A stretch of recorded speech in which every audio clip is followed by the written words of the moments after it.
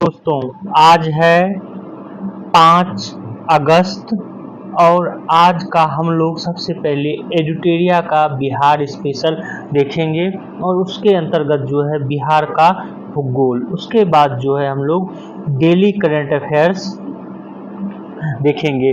Daily current affairs में आज कुछ करंट अफेयर्स महत्वपूर्ण है जिसे आप लोग कॉपी कर लेंगे। तो चलिए स्टार्ट करते हैं। सबसे पहले बिहार का भूगोल। बिहार के भूगोल की बात करें तो बिहार भौगोलिक रूप से एक मैदानी राज्य है। यह गंगा के मैदानी क्षेत्र में बसा हुआ एक समृद्ध क्षेत्र है। यह नेपाल की तराई से विंध्य पहाड़ी एवं धारवाड़ के चट्टानी क्षेत्रों तक जो है इसका विस्तार है। बिहार पूर्वी भारत में स्थित है। ये जो है आपको ये सही कर लेंगे, उत्तर पूर्व या पूर्व उत्तर जो है लिखा जाता है। बिहार जो है पूर्व उत्तर या पूर्वी उत्तरी पूर्वोत्तर भाग में जो है बिहार पड़ता है। ये आप लोग ज्यादातर बुक में पूर्वोत्तर देता है, कुछ में आपको मिलेगा पूर्व, लेकिन ज्यादातर पूर्वोत्तर भारत में ये इसको रखा जाता है बिहार को, जो कि भौगोलिक रूप से इसको 3 भाग में विभाजित किया गया है। तो अगर भौतिक विभाजन की बात करें बिहार को तो ये जो है मुख्य रूप से 3 भाग में बांटा गया है। तो कौन कौन सा है वो देखते हैं।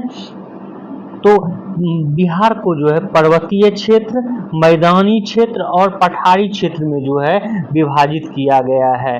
मैदानी क्षेत्र, पहले हम लोग पर्वतीय क्षेत्र या तराई क्षेत्र की बात करें तो इसको सोमेश्वर श्रेणी, रामदून और दून घाटी में बांटा गया है। मैदान को जो है उत्तरी गंगा का मैदान और दक्षिणी गंगा का मैदान। वहीं जब पठार की बात करते हैं तो इसको धारवाड़ क्रम की चट्टानें और विंध्य क्रम की चट्टानें इसमें विभाजित किया गया है बिहार को।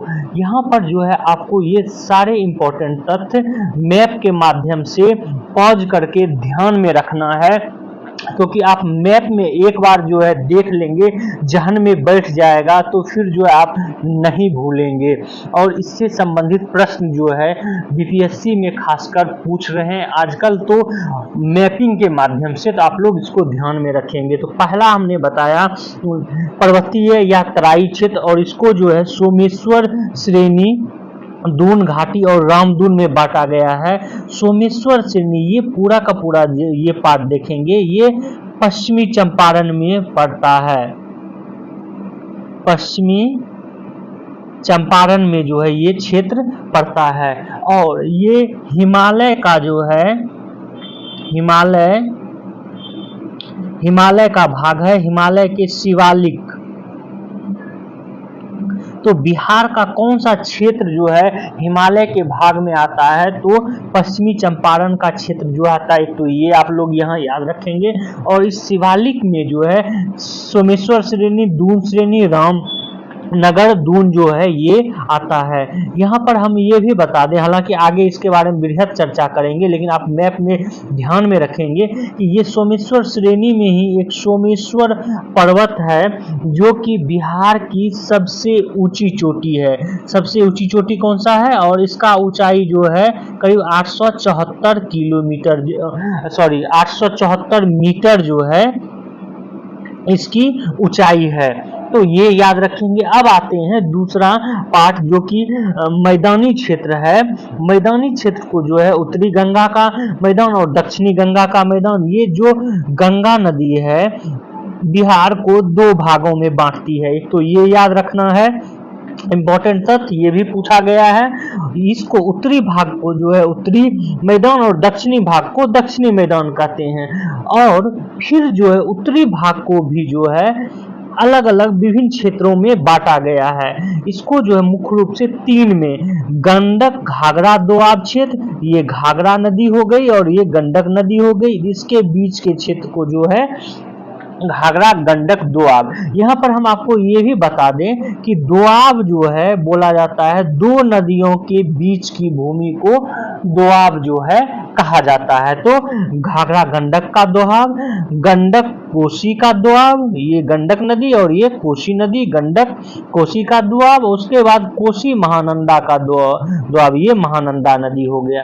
तो उत्तरी जो है उत्तरी मैदान को भी बांटा गया है 3 भाग में, ये याद रखेंगे। और सबसे बड़ा जो है मैदान है ये गंडक कोसी का मैदान है, ये गंडक कोसी दोआब या गंडक कोसी का मैदान है, ये भी याद रखेंगे। वहीं पर जब दक्षिणी का बात आता है तो दक्षिणी में हम जो लोग जो है गंगा और सोन दोआब, उसके बाद जो है हम लोग मगध का मैदान और अंग का मैदान, ये 3 क्षेत्र में बांटते हैं।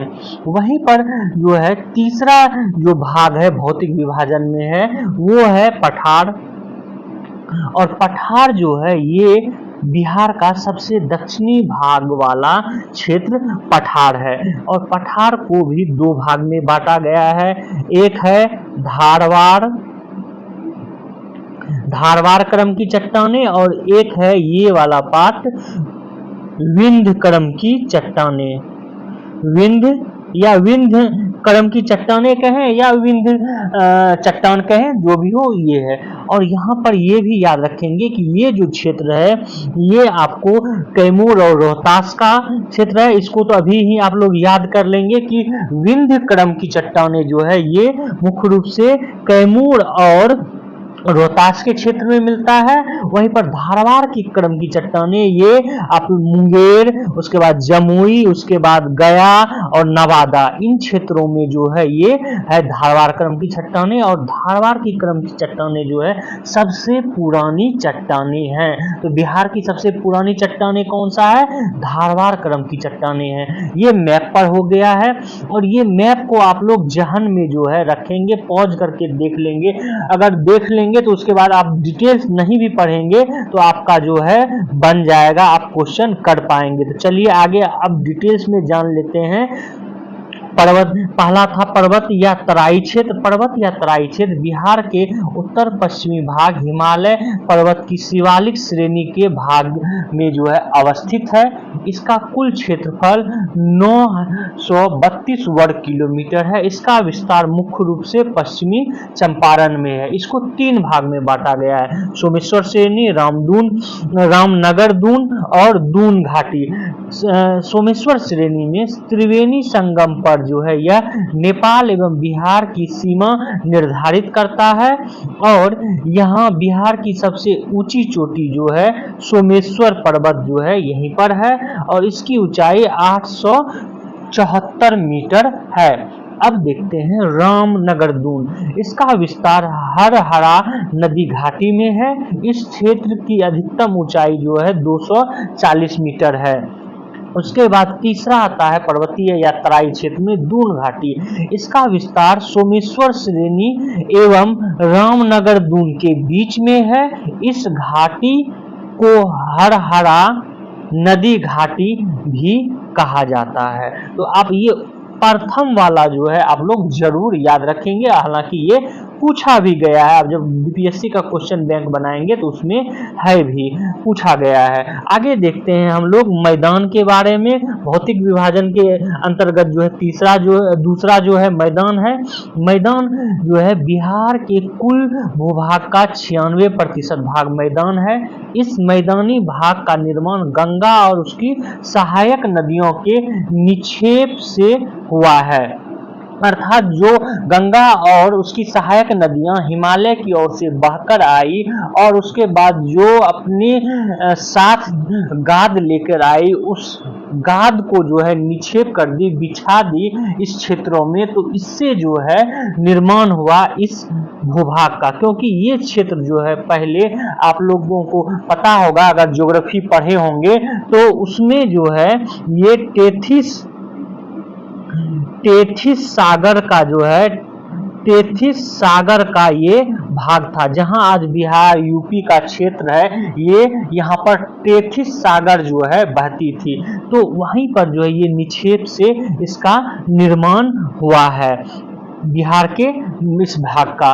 इस मैदान के मध्य में गंगा नदी बहती है। गंगा नदी की अवस्थिति के आधार पर इसे 2 उपवर्गों में विभाजित किया गया है। क्योंकि गंगा नदी जो है, जैसा कि हम पहले भी बताए कि गंगा नदी बिहार को दो भागों में बांटती है और उसी दो भागों में बांटने के कारण इस मैदान को दो भागों में बांटा गया है, उत्तरी गंगा का मैदान और दक्षिणी गंगा का मैदान।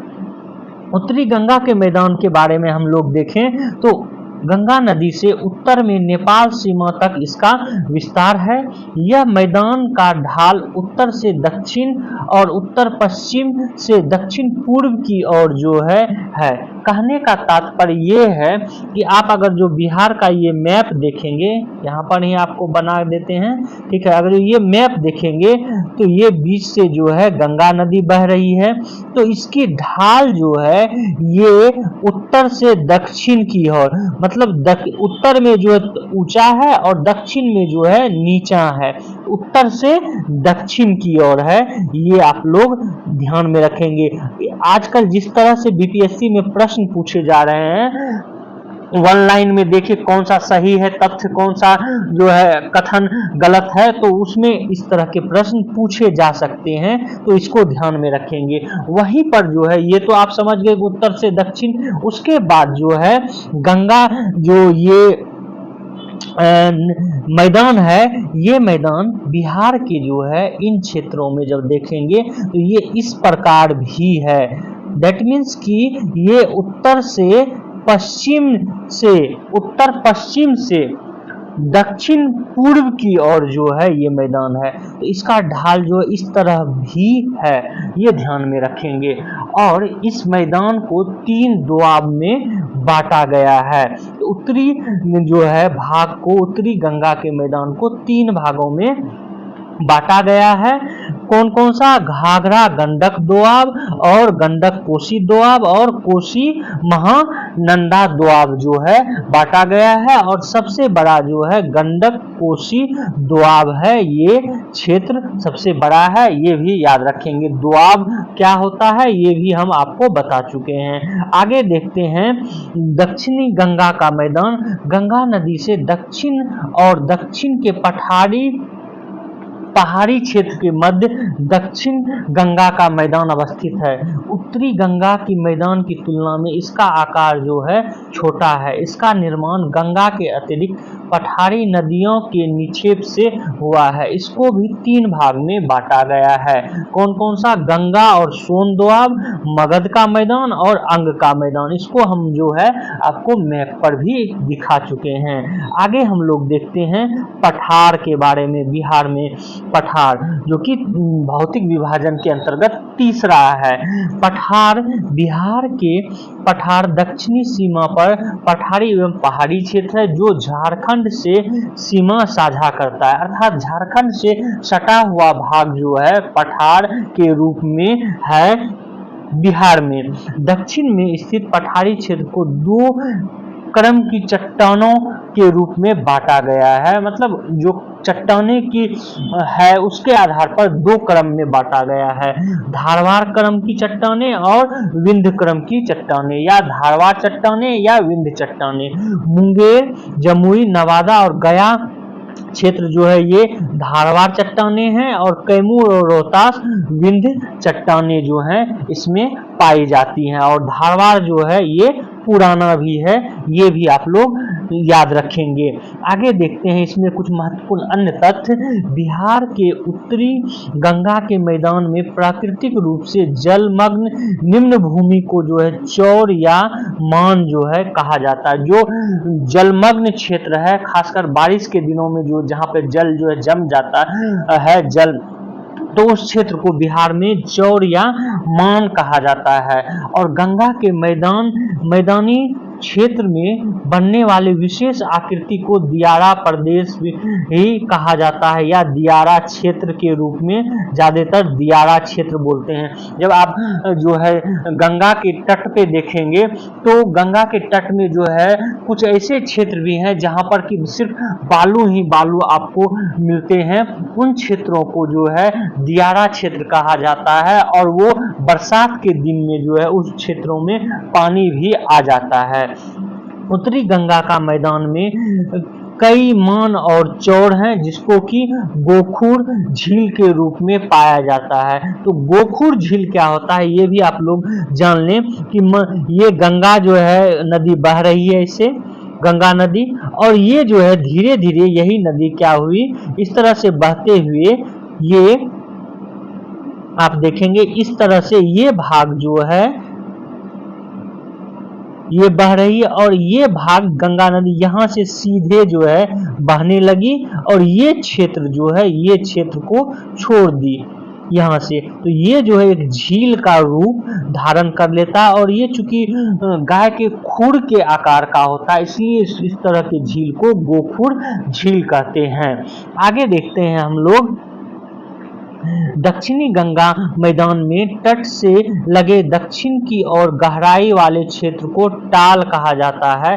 खास करके आप मोकामा का क्षेत्र जो है पटना के आगे जब बढ़ेंगे और जो है लखीसराय तक एक टाल क्षेत्र है, जिसको कि बढ़ैया ताल के नाम से भी जाना जाता है, खास करके लखीसराय के वाले क्षेत्र में। इसमें जो है बारिश के समय में पानी जो है जम जाता है। उत्तरी गंगा का मैदान बाढ़ विभीषिका के लिए प्रसिद्ध है। इस तरह अगर ये भी कहें कि उत्तर जो है या उत्तरी बिहार जो है वो बाढ़ के लिए प्रसिद्ध है, ये पूछा गया है प्रश्न कि उत्तरी बिहार किसके लिए प्रसिद्ध है, तो बाढ़ के लिए जो है प्रसिद्ध है। आगे देखते हैं इन क्रम की चट्टानों की विशेषता क्या है, तो धारवाड़ क्रम की चट्टानें देखते हैं। ये प्री कैम्ब्रियन काल में जो है इसकी उत्पत्ति हुई, और ये क्षेत्र बिहार के मुंगेर, जमुई, नवादा, गया, राजगीर क्षेत्र में है, और बिहार में सबसे प्राचीन पहाड़ी क्षेत्र जो है ये है। वहीं पर जो है हाँ, यहाँ पर एक इम्पोर्टेंट तथ्य जो कि पूछा गया है, नहीं है, हम आपको इंक्लूड कर दें कि जो मुंगेर के क्षेत्र में कुछ पहाड़ी क्षेत्र हैं वो जो है कुछ ज़्यादा प्राचीन हैं, और अन्य जमुई के वनस्पत जो है ज़्यादा प्राचीन है, ये भी ध्यान में रखेंगे। विंध्य, आगे देखते हैं विंध्य क्रम की चट्टानें, ये भी प्री कैम्ब्रियन निर्माण काल है इसका एज, और ये कैमूर और रोहतास के क्षेत्र में जो है ये क्रम की चट्टानें मिलती है।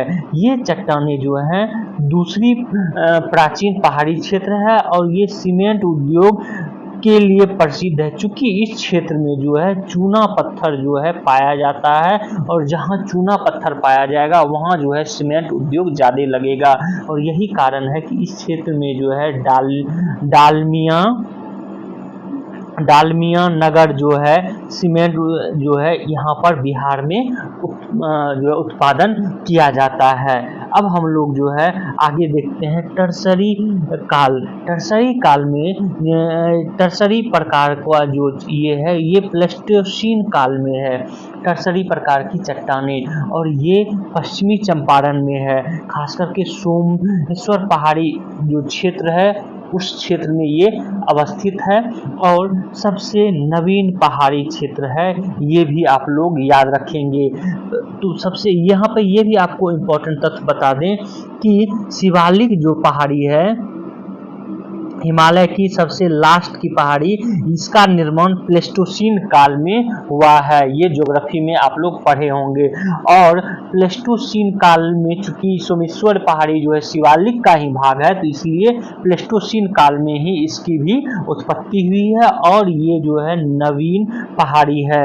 वहीं पर जब गंगा के मैदान की बात होती है तो ये प्लेस्टोसीन काल एवं होलोसीन काल, इसमें जो है इसका निर्माण हुआ है, और बिहार का अधिकांश भाग का निर्माण इसी समय में हुआ है, और कृषि के लिए उपयुक्त जो है ये क्षेत्र है। तो ये था बिहार का भौतिक विभाजन। अब हम लोग देखते हैं बिहार की जलवायु के बारे में। तो बिहार की जलवायु की बात करें तो किसी क्षेत्र के दीर्घतम मौसम की औसत दशाओं को जो है जलवायु कहते हैं। करीब जो है इसको आप बोल सकते हैं 30 से 35 वर्ष के किसी क्षेत्र के मौसम में आए बदलाव को जो है हम लोग या किसी क्षेत्र के 30 से 35 वर्ष में आए मौसमी घटनाओं की औसत दशाओं को जो है हम लोग जलवायु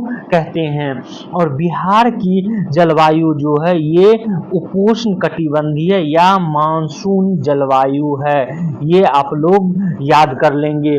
किसी क्षेत्र की जलवायु विभिन्न प्रकार जो है प्रभावित करती है किसी क्षेत्र की जलवायु को, और वहीं बिहार की जलवायु को भी जो है विभिन्न कारक वो प्रभावित करती है। वो कारक क्या है वो जान लेते हैं। कारक है अक्षांशीय स्थिति। बिहार की अक्षांशीय स्थिति के बारे में हम पहले जो है आपको बता चुके हैं।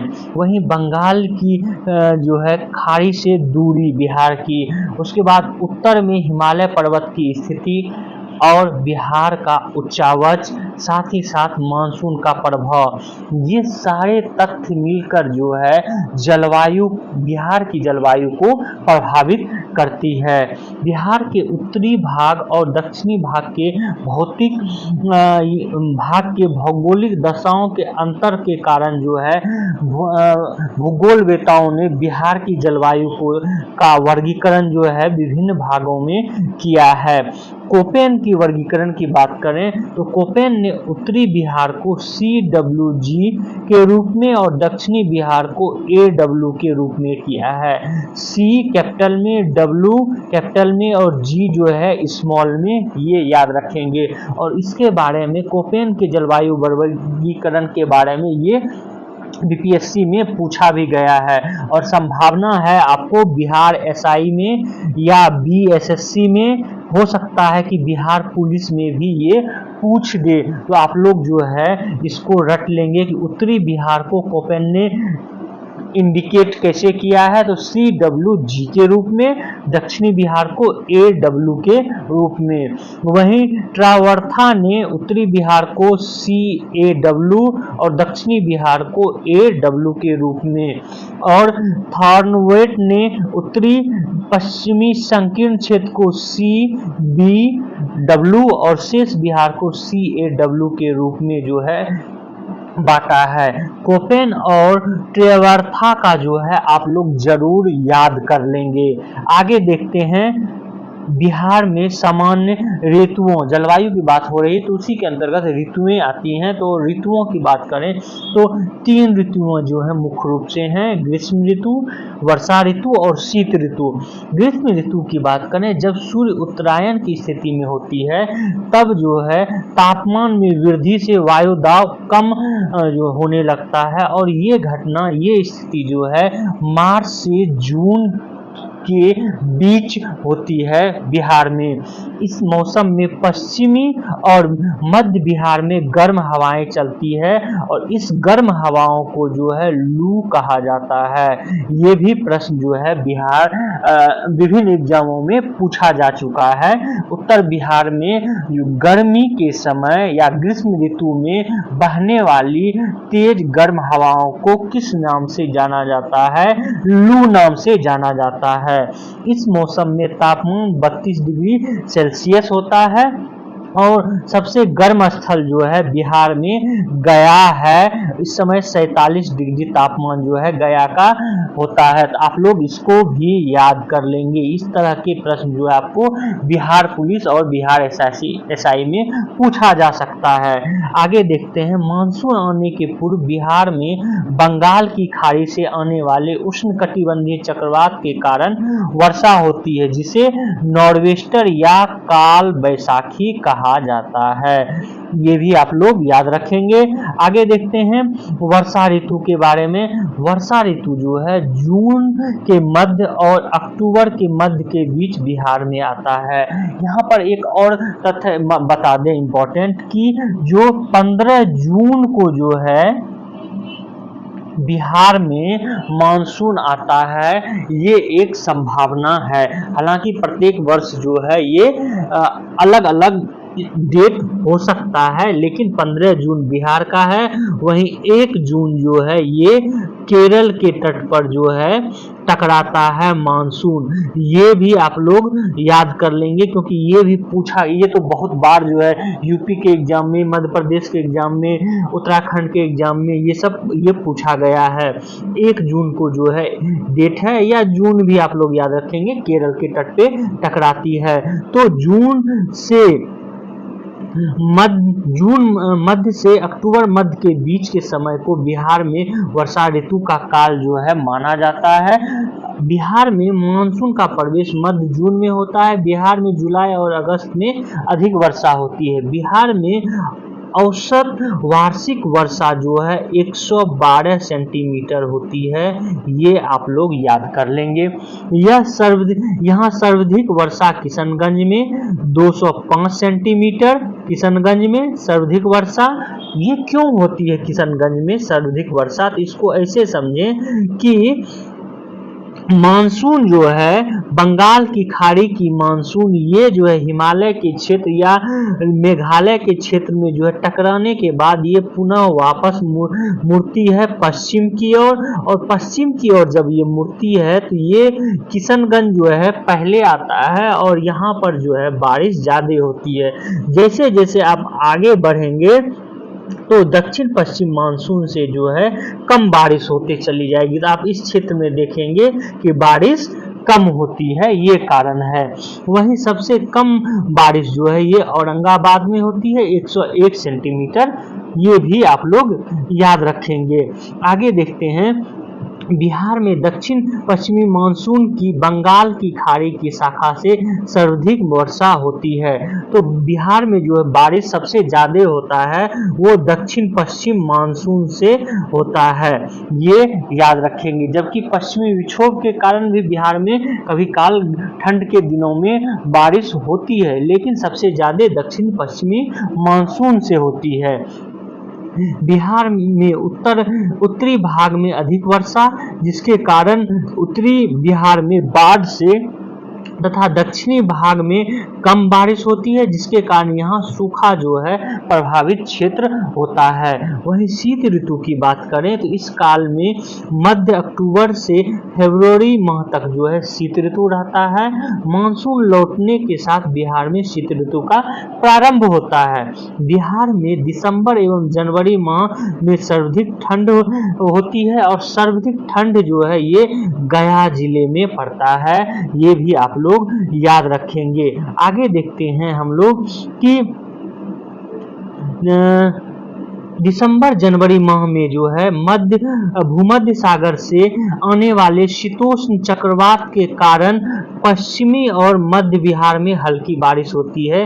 इसी जो है शीतोष्ण चक्रवात भूमध्य सागर से आने के बारे में हम अभी बता रहे थे कि पश्चिमी विक्षोभ के कारण जो है, विक्षोभ के कारण भी बिहार में बारिश होती है, और पश्चिमी विक्षोभ के कारण मुख्य रूप से जो है पश्चिमी बिहार में बारिश होती है। ये बारिश रबी फसल खास करके गेहूं के लिए ज्यादा जो है लाभदायक होती है। अत्यधिक ठंड और बिहार में रबी फसल के लिए काफी लाभदायक भी होता है। तो आज तक यहीं तक रखते हैं। कल जो है बिहार में जलवायु और करंट अफेयर्स भी जो है हम बता देंगे, क्योंकि अगर आगे बताएंगे तो लंबा वीडियो हो जाएगा। तो आप लोग हमारे इस वीडियो को जो है शेयर करें, सब्सक्राइब करें और बेल आइकन को जो है जरूर दबा लें। Thank you for watching this video.